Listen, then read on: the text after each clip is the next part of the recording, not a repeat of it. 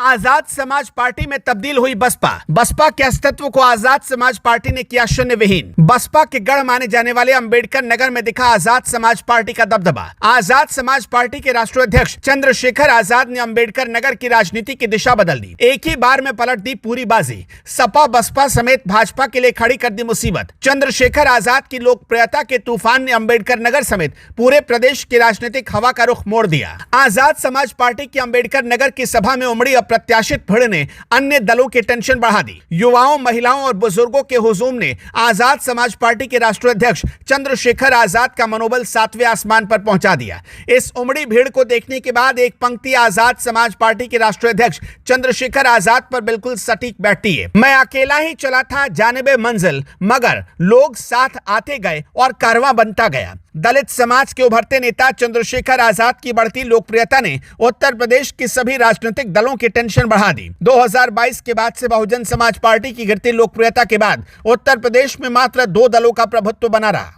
युवा जोश और कुछ कर गुजरने की तमन्ना से उत्प्रोत आजाद समाज पार्टी के राष्ट्रीय अध्यक्ष चंद्रशेखर आजाद ने कभी दलित हितैषी पार्टी कहे जाने वाले बसपा के अस्तित्व को खतरे में डाल दिया। 1986 में सहारनपुर जिले में सरकारी स्कूल के प्रधानाध्यापक गोवर्धन दास के घर जन्मे चंद्रशेखर आजाद बचपन काल से ही मेधावी छात्र रहे।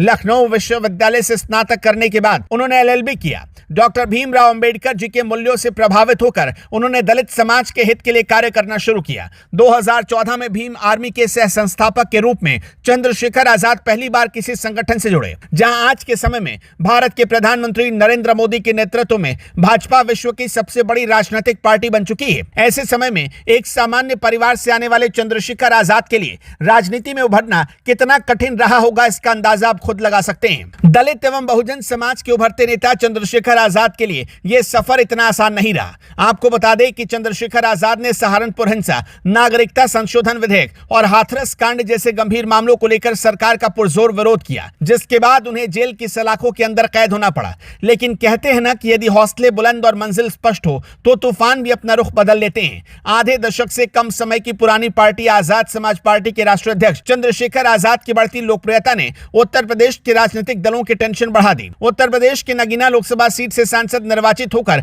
संसद पहुंचने वाले चंद्रशेखर आजाद आज बहुजन समाज के सबसे बड़े नेता बन चुके हैं। बहुजन समाज पार्टी की निष्क्रियता के बाद उत्तर प्रदेश में दलित नेताओं का एक निम्न दाब वाला क्षेत्र बन चुका था, जिसे आजाद समाज पार्टी ने अपनी सक्रियता से भर दिया। राजनीतिक विश्लेषकों की माने तो आजाद समाज पार्टी ने पूरी तरह से बहुजन समाज पार्टी का स्थान ले लिया। बसपा का गढ़ माने जाने वाले अंबेडकर नगर में पहुंचे आजाद समाज पार्टी के राष्ट्रीय अध्यक्ष चंद्रशेखर आजाद की जनसभा में भारी भीड़ देखने के बाद एक बात तो स्पष्ट है कि अब अंबेडकर नगर में भाजपा और सपा को टक्कर देने के लिए एक और दल शामिल हो गया। आपको बता दें कि लोकसभा चुनाव 2024 में कटेहरी विधानसभा के तत्कालीन विधायक लालजी वर्मा के सांसद निर्वाचित होने के बाद कटेहरी विधानसभा सीट पर उपचुनाव होना है।